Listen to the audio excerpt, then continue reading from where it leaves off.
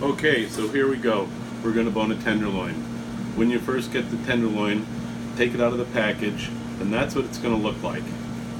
This is the head, this is the tail, the skinnier part. The head has another steak in it, but it's a little more, it's a little tougher, and I usually use that for well done cuts. So what we're going to do is you always put your knife pointing away from you. You never want to have your knife putting down towards the meat because then you'll cut into the meat. So on cleaning a tenderloin, I kind of scrape away what's called the collagen, and that's the white thick fat. And you can kind of scrape that. You'll see the elastin is underneath. That's the shiny fat. The collagen will pull right off. So kind of pull that off. And when you do that, you're going to run into what's called the side muscle. Okay? This side muscle is no good. So, if you can see, I kind of take my thumb and I'm just separating that side muscle out. I'm going to do that for a little while, then I'm going to take my knife and just go down and cut it off.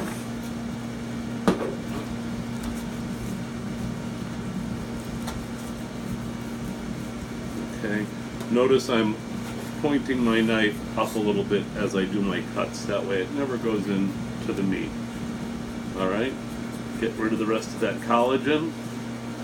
And now what you have is the elastin.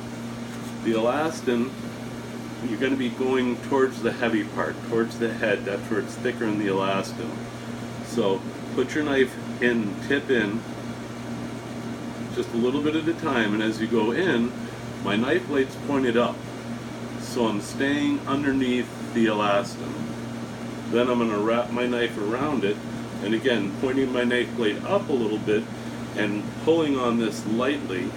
I'm going to go like this and get that fat off. This type of fat doesn't dissolve when you cook it. You'll chew on it forever and ever and ever and maybe choke and die on it. So make sure you get it off.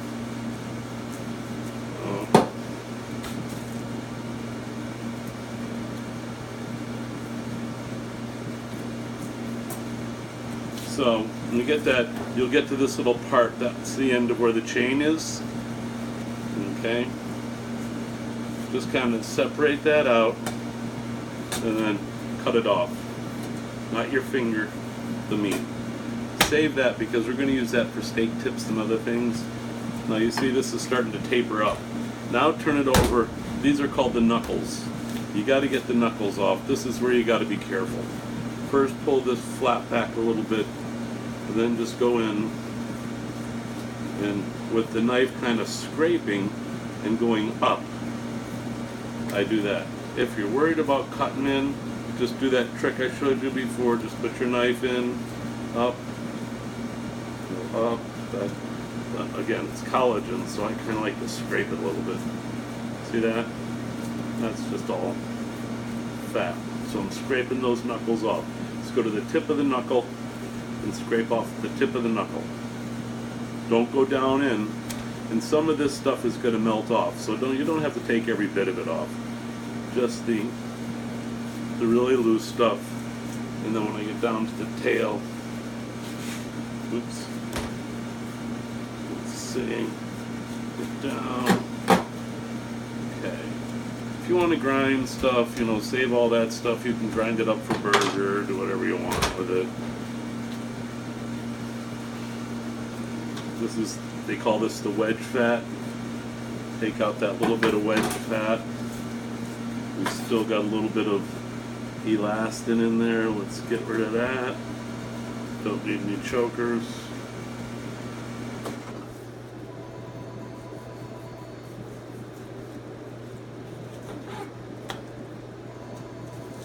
Okay.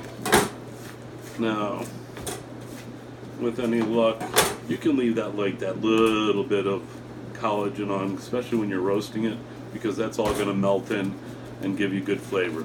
Same thing over here. Leave a little bit of this stuff on because you're going to be roasting it. You're going to want some of that flavor. And over here, let's see, boom, boom, boom. A little more of that elastin. And there's a little bit on this headpiece. You can do two things. Now, you can roast this whole thing like that. Or, because this is what I do when I cut steaks, you hold it like this. Now you got the two ends, both ends tapered.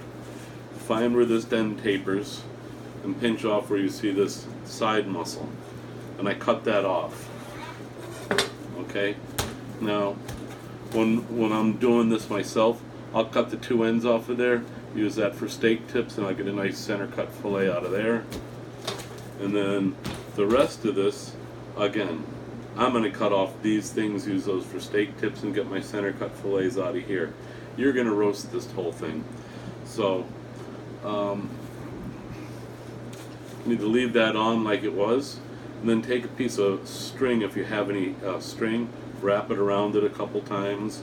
You don't have to worry about it. If you don't have string, don't worry about it. Season this up, sear it, throw it in a 300-degree oven for about, start it at half an hour. And sometimes ovens go a little faster. I don't know how long you're going to end up going on the grill.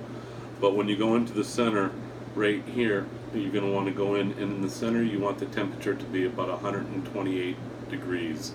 Then take it out and let it sit for at least a half an hour. That's going to carry up to about 131 degrees. It'll be nice and cooked perfectly.